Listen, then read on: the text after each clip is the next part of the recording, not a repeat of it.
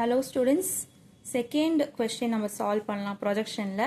Write a query to display employee number along with this department number from the employee table. So இதை பார்க்கறதுக்கு முன்னாடி நம்ம வந்து என்னென்ன காலம்ஸ் வந்து எம்ப்ளாயி டேபிளுக்கு இருக்குன்னு பார்க்கலாம்.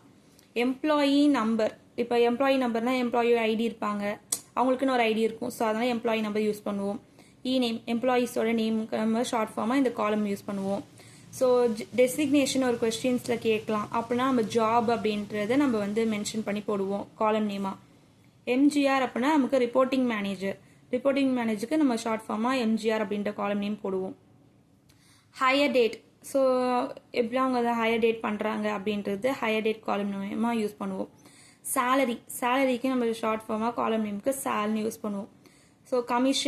ஸோ கமிஷன்ஸ்க்கு வந்து பார்த்தீங்கன்னா COMMனு யூஸ் பண்ணுவோம்.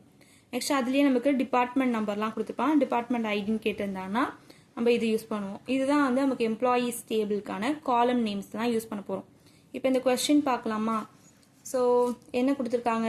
Right a query to display the employee number along with this department number from the employee table கேட்டிருக்காங்க. ஸோ ஃபர்ஸ்ட் என்ன பண்ணுவோம்? செலக்ட் கிளாஸ் யூஸ் பண்ணும்.